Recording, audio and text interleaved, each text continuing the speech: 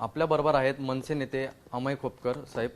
साहेब, आपण पाहिला असेल तर अबू आझमी यांनी नवनिर्वाचित खासदार उत्तर प्रदेशमधले यांचा सत्कार केला मुंबईमध्ये. या सभेमध्ये त्यांनी राजसाहेब ठाकरे यांच्यावरती इनडायरेक्टली टीका केली.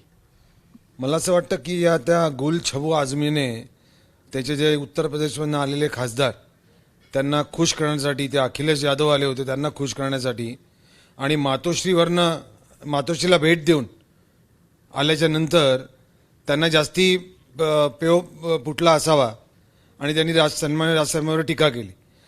अबू आसिम आझमीची अवकात नाही आहे राजसाहेबांवर टीका करायची. मला असं वाटतं की त्यांचे जे कान गरम झाले होते ते विसरले असतील की त्याचा असर उतरला असेल, तर पुन्हा त्यांचे कान गरम करण्याची वेळ आली आहे का, हा प्रश्न का महाराष्ट्र सैनिकाला पडतो. आणि अबू आसिम आझमींनी राजसाहेबांवर टीका करू नये. आम्ही आजही महाराष्ट्रासाठी, मराठी माणसासाठी आणि हिंदुत्वासाठी महाराष्ट्रामध्ये लढतोय आणि लढत राहू. पण अमयजी, त्यांचा जर मुद्दा पाहिला असेल तर ते उत्तर भारतीय यांच्या विरोधात तुम्ही जे आधी जे वागला आहात, म्हणजे त्यांना मारला असेल, नाहीतर काय केलं नक्की, म्हणजे त्यांचं म्हणणं असं होतं की तुम्ही जे त्यांच्यावरती खळखट्याक केलं ह्याच्यासाठी मी लढलो.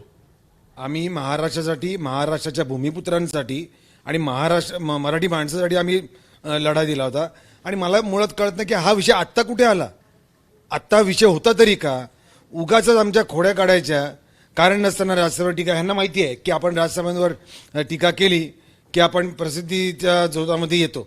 त्यामुळे उगाच त्या उत्तर प्रदेशच्या खासदारांना खुश करण्यासाठी, अखिलेश यादवला खुश करण्यासाठी आणि उद्धव ठाकरेला खुश करण्यासाठी सन्मान्य राजसाहेबांवर टीका करायची. राजसाहेबांवर केलेली टीका आम्ही खपवून घेणार नाही. जर का त्याला वाटलं असेल, त्यांचा असर उतरला असेल, त्यांचे जे कान गरम झाले होते त्याचा, तर महाराष्ट्र सैनिक परत अबू आसिम आझमीचे कान गरम करेल. आपण पाहिला असेल तर रमेश वांजळे जेव्हा होते तेव्हा विधान भवनामध्ये जो वाद झाला होता तेव्हापासूनच आपण पाहिला असेल तर मनसे आणि अबू आझमी यांचा आधीपासूनच काय पटत नाही.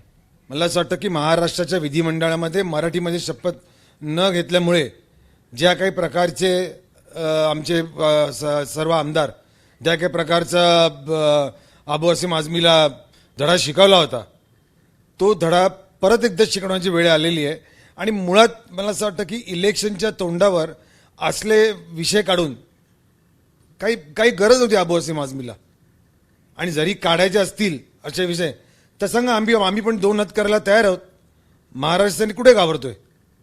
पण हे एका प्रकारे राजसाहेबांवरती टीका करणं, आणि आपण पाहिलं तर आता निवडणुकीचा काळ आहे तर सातत्याने अशी टीका होईल तर तुमच्याकडून पण प्रत्युत्तर एका वेगळ्या प्रकारे देण्यात येईल.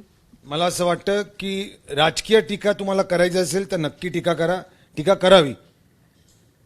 वैयक्तिक प्रकारे कोणी टीका करण्याचा प्रयत्न केला, वैयक्तिक पक्षावर, आमच्या नेत्यांवर, सन्मान्य राजसाहेबांवर कोणी वैयक्तिक टीका केली तर महाराष्ट्र सैनिक गप्प बसणार नाही. आरेला कार्य नक्की होणार आणि त्यांना उत्तर हे नक्की दिलं जाणार आणि महाराष्ट्र नवनिर्माण सेनेच्या भाषेत उत्तर दिलं जाणार. अबू आझमी यांनी असं देखील वक्तव्य केलं की एकदा मी फक्त गृहमंत्री बनू देत, मी काही लोकांना त्यांची नानी आठवून देईल. त्यांची नानी आठवायला ते आम्हाला वेळ लागणार नाही. आणि विधिमंडळामध्ये त्यांची नानी नाही, यांचं अख्खं खानदान त्यांना आठवलं असेल जेव्हा त्यांचे कान आमच्या आमदारांनी जेव्हा गरम केले होते तेव्हा. पुन्हा एकदा आपण बघत असू तर अबू आझमी एका प्रकारे आक्रमक झाले आहेत मनसेवरती. पण मनसेच का, भारतीय जनता पार्टी पण आहे, शिवसेना पण आहे, पण मनसेच का टार्गेट केला जातोय. कसं आहे, उत्तर प्रदेशच्या, जसं मगाशी म्हटल्याप्रमाणे, उत्तर प्रदेशच्या खासदारांना आणि अखिलेश यादवला खुश करण्यासाठी, उद्धव ठाकरेंना खुश करण्यासाठी यांना महाराष्ट्र नवनिर्माण सेनेवर टीका करणं हे एक टार्गेट लागतं. त्याप्रमाणे त्यांनी टीका केली असेल आणि त्या अबू आसिम आझमीच्या वक्त्याला फारशी महत्वाची गरज नाही आहे. अबू आसिम आझमीची महाराष्ट्रामध्ये लायकीच नाही आहे. अमयजी, एक शेवटचा प्रश्न.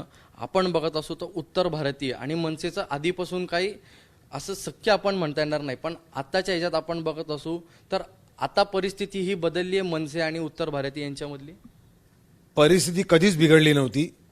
महाराष्ट्र नवनिर्माण सेनेचे अनेक पक्षामध्ये आमच्या उत्तर भारतीय आमचे सहकारी आहेत, महाराष्ट्र सैनिक आहेत, आमचे पदाधिकारी आहेत, वरिष्ठ पदावर उत्तर भारतीय पदाधिकारी आहेत.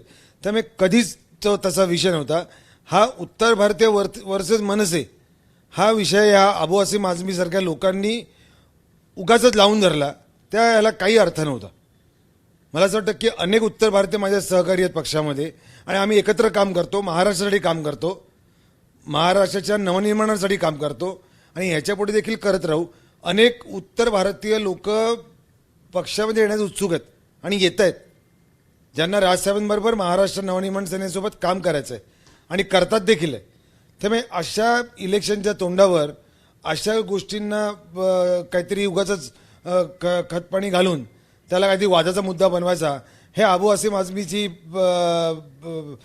सवयच आहे त्याची आणि फारसं महत्त्व त्याची गरज नाही अबू आसिम आझमीला. आपण एक पाहिलं असेल तर अलीकडच्या काळात त्यांचे काही वक्तव्य आहेत विधान भवनामधले की मी वंदे मातरम बोलणार नाही, असे वक्तव्य ते का सातत्याने करतायत? नाही, वंदे मातरम बोलणारी त्याला लाज वाटली पाहिजे की आपण भारतामध्ये राहतो, हिंदुस्थानामध्ये राहतो आणि वंदे मातरम बोलणार नाही. शासनाने, प्रशासनाने अशा विचित्र लोकांवर कारवाई करावी आणि यांचे जे आमदारकी आहे ती रद्द करावी, जर का अशा पद्धतीची भाषा करणार असतील तर. पुन्हा एकदा भविष्यात दणका द्यायचा विचार आहे तुम्हाला? आमच्या नादी लागलात, राजसाहेबांवर वैयक्तिक टीका केलीत, आमच्या पक्षावर वैयक्तिक टीका केलीत तर नादी नाही लागणार. तुम्हाला जशा तसे उत्तर देऊ आणि ठोकून काढू वेळ पडली तर. आपण बघत असो तर अमयजी यांनी परत खळखट्याक हे होईल जर परत एकदा जर मनसेवरती टीका केली तर. अनुप रस्तोगी सोबत ईशान देशमुख, एबीपी माझा, मुंबई. एबीपी माझा, उघडा डोळे बघा नीट.